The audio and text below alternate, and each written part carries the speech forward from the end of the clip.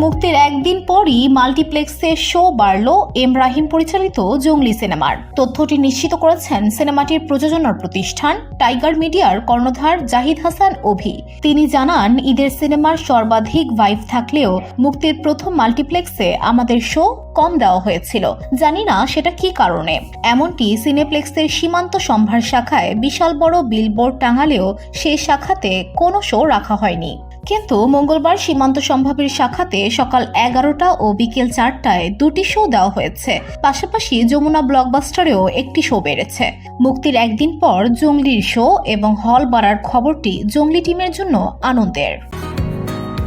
বসুন্ধরা, উত্তরা, বনশ্রী, কুড়িল ও বাড্ডা সহ রাজধানীর বিভিন্ন স্থানে অভিজাত ও অত্যাধুনিক মানের ফ্ল্যাট কেনার এক নির্ভরযোগ্য প্রতিষ্ঠান প্লেজেন্ট প্রপার্টিজ লিমিটেড।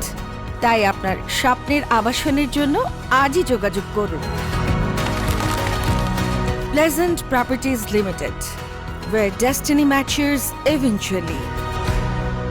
অন্যদিকে জঙ্গলি দেখে তুষ্ট ছবিটি দেখতে আসা দর্শকরা এক নারী দর্শক চোখের পানি মুছতে মুছতে বলেন, বাংলা সিনেমা দেখে কাঁদতে কাঁদতে বের হচ্ছে। বাচ্চা থেকে শুরু করে সব বয়সী মানুষ সিনেমাটি দেখতে পারবেন। আরেক দর্শক বলেন, সিয়ামের গেটআপের দিকে তাকালেই জঙ্গলি সিনেমায় তার ডেডিকেশন লেভেল সহজেই ধারণা করা যায়। চরিত্রের শেড অনুযায়ী নিজেকে গড়েছেন। জঙ্গলি সিনেমায় সিয়ামকে অ্যাকশন লুকে যে পরিবর্তন দেখা গেছে, এটি তার ক্যারিয়ারে এখন পর্যন্ত সেরা। লুঙ্গি কাছা মেরে সাউথ ইন্ডিয়ান নায়কদের মতো সোয়াগ মেরে ফাইটিং করার বডি ল্যাঙ্গুয়েজ ছিল দেখার মতো। চেষ্টায় কি না হয়, এই কথার পারফেক্ট উদাহরণ সিয়ামের জঙ্গলি চরিত্র।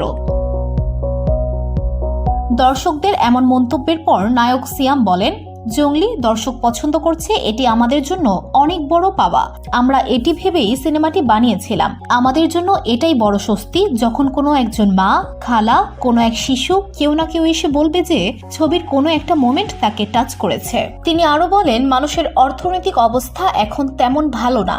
সবকিছুর পরেও মানুষ ঈদের আনন্দ ভাগাভাগি করতে পরিবার নিয়ে আমাদের সিনেমা দেখতে আসছে। এর চেয়ে ভালো লাগা আর কি হতে পারে। এজন্য দর্শকদের কাছে জঙ্গলি টিম অনেক অনেক কৃতজ্ঞ। এম রাহিম পরিচালিত জঙ্গলি সিনেমায় সিয়ামের বিপরীতে অভিনয় করেছেন দুজন নায়িকা। তারা হলেন শবনম বুবলি ও Prarthana Fardin Dighi. VOD Bangla news desk.